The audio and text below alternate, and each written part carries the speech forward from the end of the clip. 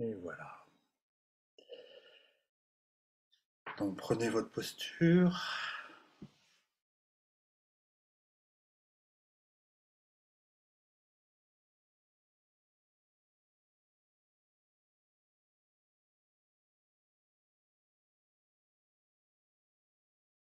Posture qui soit ni trop tendue, ni trop relâchée, et qui puisse vous permettre de tenir pendant cette session sans avoir trop à bouger.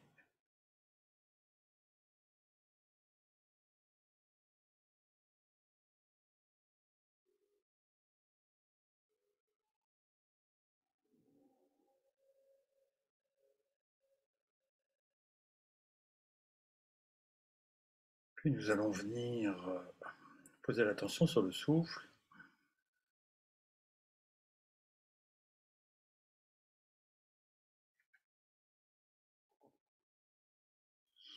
Avec la conscience de l'inspire, au moment où nous sommes en train d'inspirer, et la conscience de l'expire, au moment où cet expire se produit.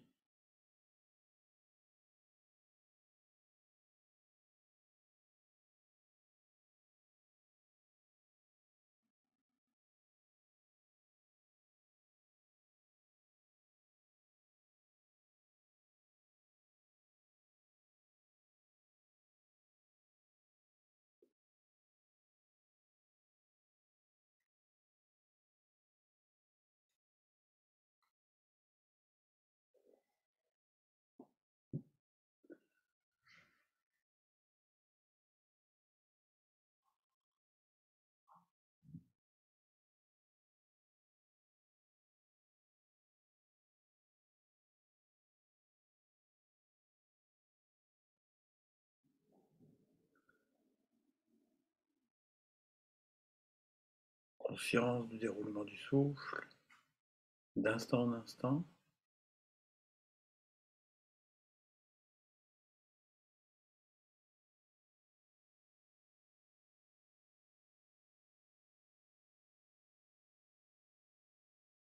Et prenez conscience de l'ensemble du corps.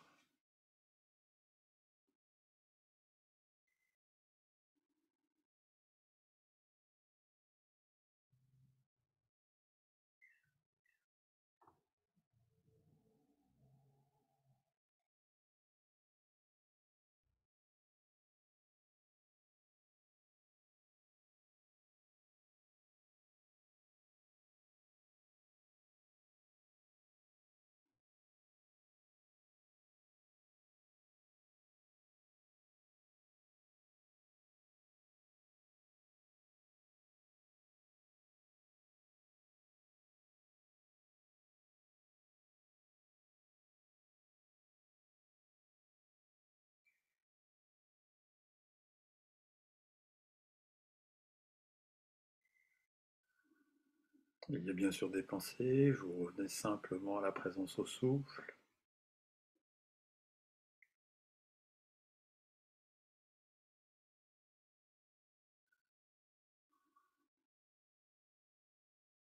Cette présence au souffle peut se faire depuis n'importe quelle partie du corps,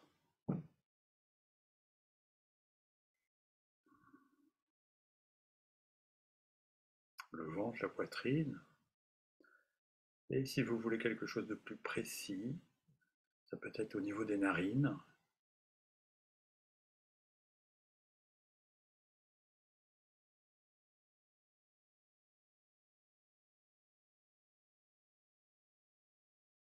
Ça peut être souhaitable pour aiguiser un peu l'esprit,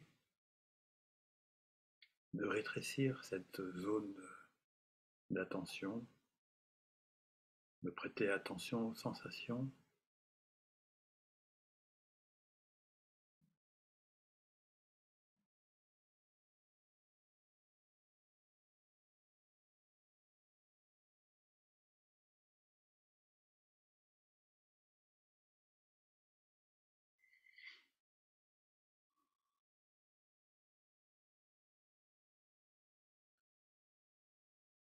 Puis nous pouvons générer une motivation.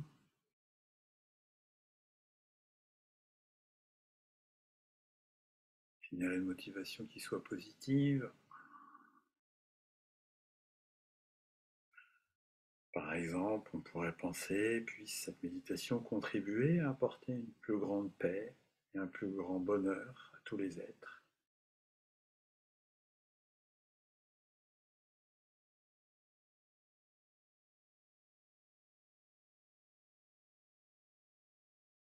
Ou bien puisse cette méditation être une cause pour que j'atteigne l'éveil, afin que je sois en mesure d'aider tous les êtres à se libérer de la souffrance et à s'éveiller à leur tour.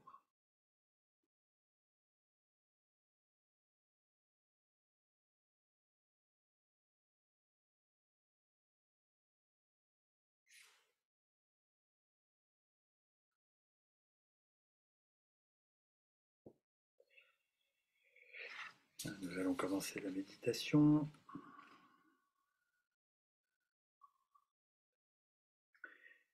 Qui est ce matin, je vous le rappelle, une méditation sur la mort pour nos amis qui viennent de nous rejoindre. Le caractère inévitable de la mort. Nous prévoyons de nombreuses activités, autres projets pour les jours, les mois et les années à venir. Bien que la mort soit le seul événement qui soit certain d'arriver, d'habitude nous n'y pensons pas et nous ne l'incluons pas non plus dans nos prévisions. Même si la pensée de la mort vient à notre esprit, la plupart du temps nous l'écartons rapidement. Nous ne voulons pas y penser, pourtant il est important d'y réfléchir et de s'y préparer. Chacun doit mourir pour faire du caractère inévitable de la mort une expérience vécue. Souvenons-nous des gens qui vécurent dans le passé, des hommes politiques et des écrivains connus, des musiciens, des philosophes, des saints, des scientifiques, des criminels et des gens ordinaires. Tous ces gens ont été vivants à un moment dans le temps.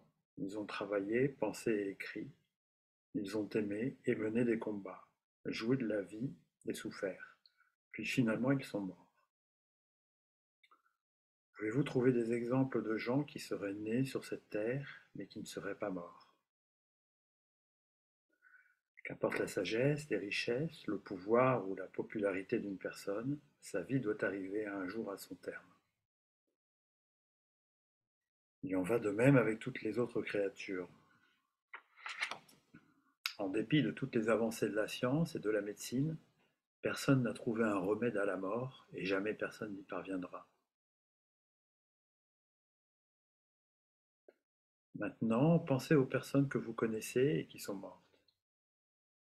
Puis pensez à celles que vous connaissez et qui sont encore en vie. Contemplez le fait que chacune d'entre elles mourra un jour, ainsi que vous-même.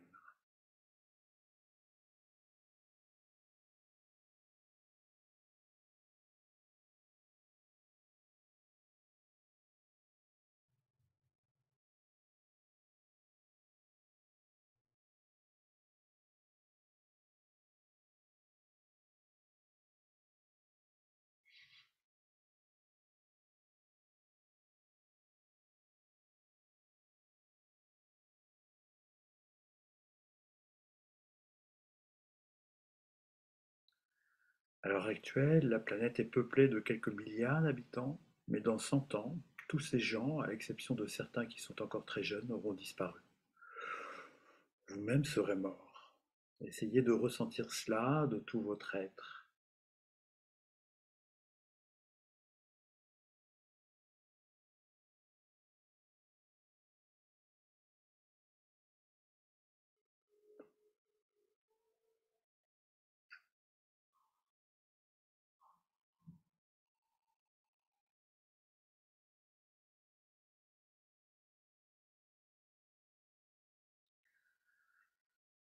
Notre durée de vie décroît continuellement.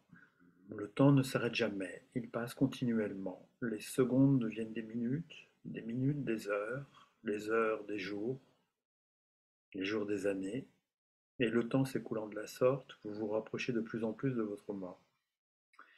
Imaginez un sablier avec le sable qui coule vers le bas.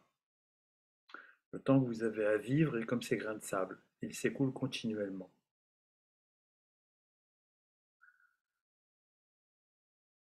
Gardez un moment votre attention sur l'expérience du flot ininterrompu du temps qui, s'écoulant, vous entraîne vers la fin de votre vie.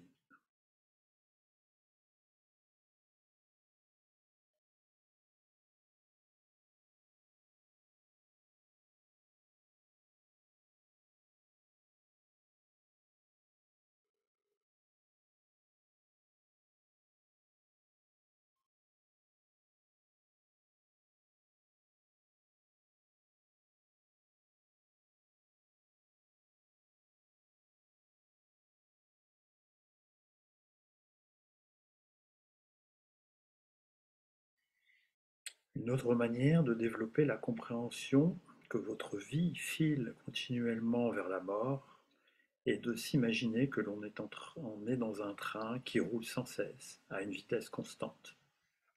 Il ne ralentit ni ne s'arrête jamais et il n'y a aucun moyen d'en descendre. Ce train vous rapproche sans cesse de sa destination, à la fin de votre vie.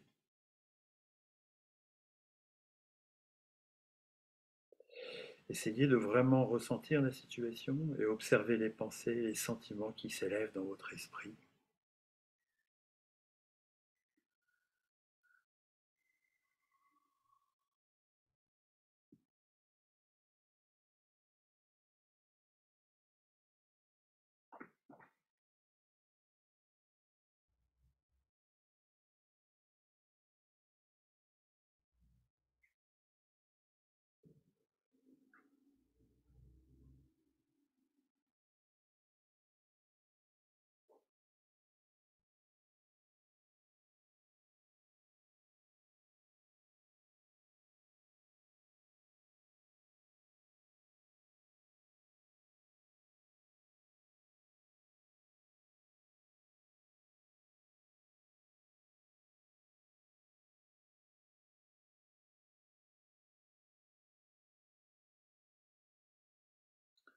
Le temps que l'on consacre à la pratique spirituelle est vraiment très court.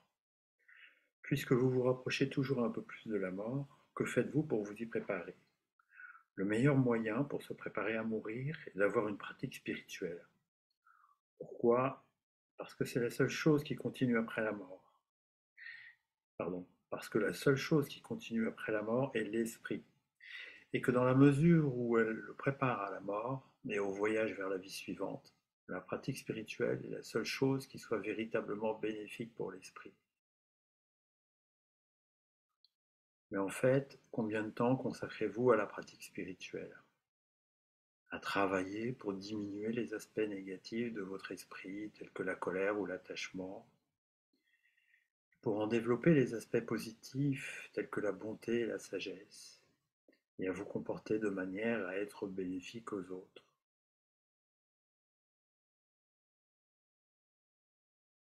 Calculez de quelle façon vous passez votre temps durant une journée ordinaire. Combien de temps passez-vous à dormir? Combien d'heures passez-vous au travail et à préparer les repas, à manger et à voir des gens? Combien de temps passez-vous à vous sentir déprimé, frustré, désœuvré, en colère, rancunier, jaloux, paresseux ou critique?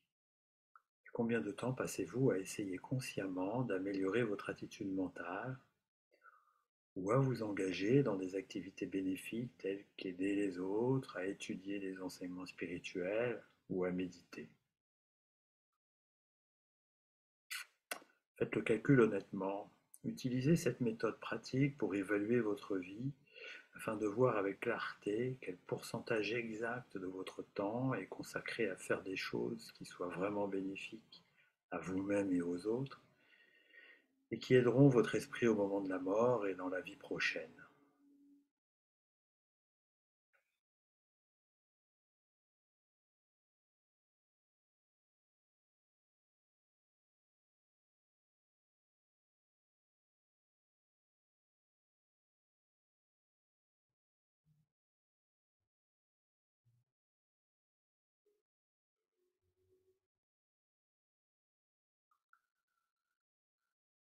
L'incertitude du moment de la mort.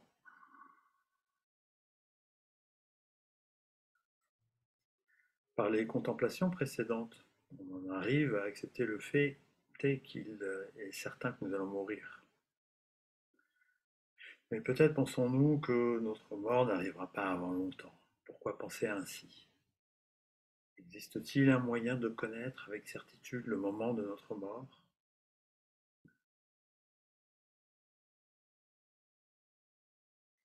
Le moment de notre mort est tout à fait incertain et impossible à connaître. La durée de la vie humaine est incertaine. Si les êtres humains mouraient à un âge spécifique, disons 88 ans, il vous resterait beaucoup de temps et d'espace pour vous préparer à la mort. Mais une telle certitude n'existe pas et la mort surprend la plupart d'entre nous. La vie peut s'arrêter n'importe quand, à la naissance, dans l'enfance, pendant l'adolescence, à l'âge de 22, 35, 50 ou 94 ans. Pensez à des exemples de gens que vous avez connus ou dont vous avez entendu parler et qui sont morts avant d'avoir atteint l'âge que vous avez actuellement. Être jeune et en bonne santé ne garantit pas que la personne vivra longtemps. Parfois, les enfants meurent avant leurs parents. Les personnes en bonne santé peuvent mourir avant ceux qui souffrent de maladies incurables telles que le cancer. Nous pouvons espérer vivre jusqu'à 70 ou 80 ans, mais nous ne pouvons en être sûrs. Nous ne pouvons pas être certains que nous n'allons pas mourir avant ce soir. Avoir cette conviction que la mort peut survenir à tout moment est quelque chose de très difficile. Nous avons tendance à croire que puisque nous avons survécu jusqu'à ce jour, nous pouvons être assurés de la continuité de notre vie. Mais des milliers de gens meurent chaque jour et bien peu s'y attendent. Essayons de ressentir fortement l'incertitude totale du moment de notre mort et le fait qu'il n'y a aucune garantie pour que nous vivions encore longtemps.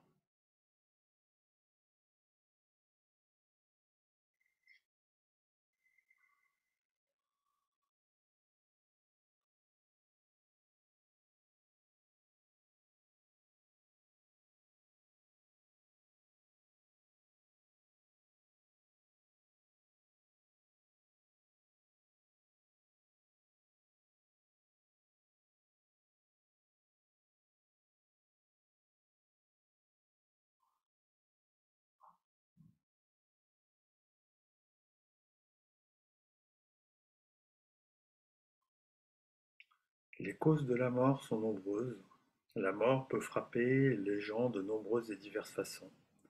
Quelquefois, la mort survient à cause de facteurs externes. Cela inclut les catastrophes naturelles telles que les tremblements de terre, les inondations et les éruptions volcaniques, ou encore les accidents d'automobile ou d'avion. Certains peuvent être tués par d'autres êtres humains, par le meurtre ou le terrorisme, ou par des animaux dangereux ou des insectes venimeux. La mort peut aussi survenir à cause de facteurs internes. Il existe des centaines de maladies différentes qui peuvent nous voler notre santé et nous mener à la mort. Il y a aussi des cas de personnes qui n'ont aucune maladie, mais dont le corps cesse tout simplement de fonctionner et qui meurent soudainement. Même les facteurs qui d'habitude soutiennent la vie peuvent se transformer en cause de mort. La nourriture, par exemple, est quelque chose dont nous avons besoin pour rester en vie. Pourtant, elle peut parfois provoquer la mort, comme quand des gens mangent trop ou ingèrent de la nourriture contaminée. Les médicaments sont un autre facteur qui normalement soutiennent la vie, mais il arrive que des gens meurent parce qu'ils ont pris un médicament à mauvais escient ou qu'ils en ont pris une dose inappropriée. Les maisons et les appartements nous permettent de vivre confortablement, mais il arrive qu'ils prennent feu ou qu'ils s'écroulent, tuant leurs habitants. Rappelez à votre mémoire le cas de gens que vous connaissez et dont vous avez entendu parler qui sont morts, et pensez à la façon dont ils sont morts. Pensez que n'importe lequel de ces exemples pourrait très bien s'appliquer à vous aussi.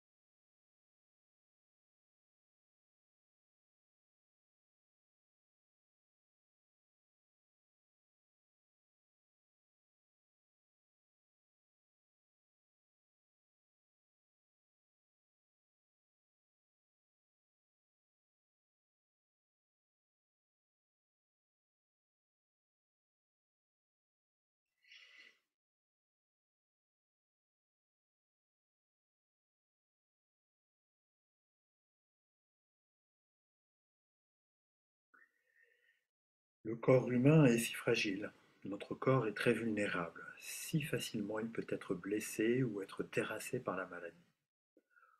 En quelques minutes, de robuste et actif qu'il était, il peut devenir désespérément faible et envahi par la douleur.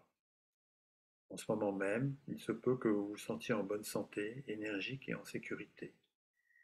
Mais un élément aussi minuscule qu'un virus ou aussi insignifiant qu'une épine peut devenir la cause de votre mort.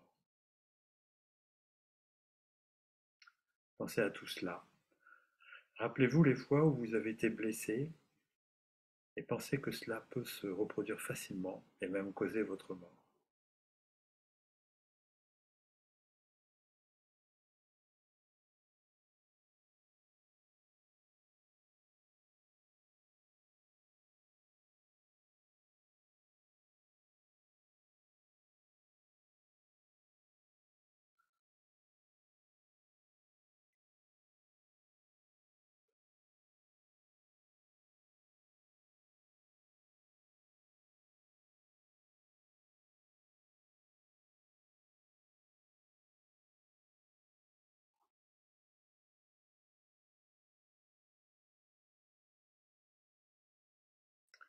Notre corps ne durera pas éternellement.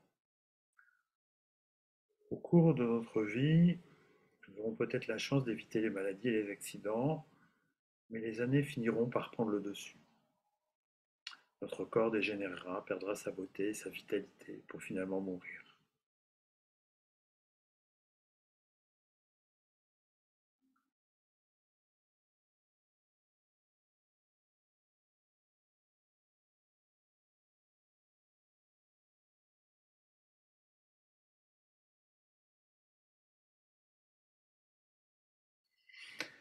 Seule la pratique spirituelle peut nous aider au moment de la mort.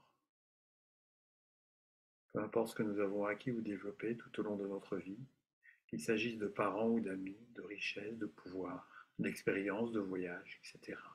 Rien de tout cela ne nous suit dans la mort. Seul notre esprit continue, transportant les empreintes de tout ce que nous avons pensé, ressenti, dit et fait.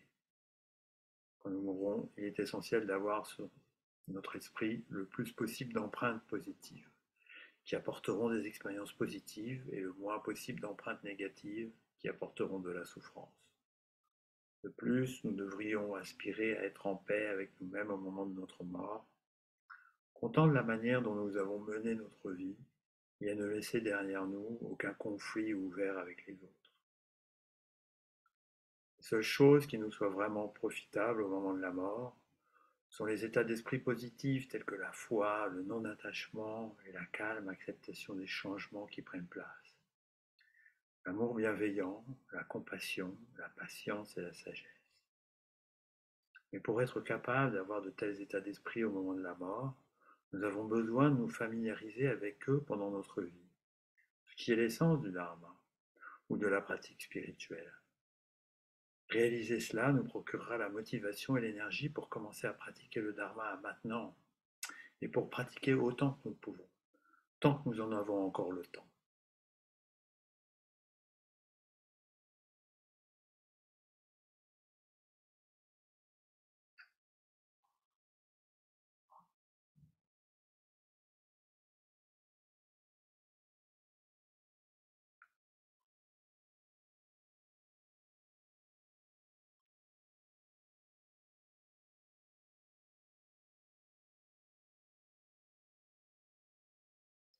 Je vous propose de garder quelques instants pour ressentir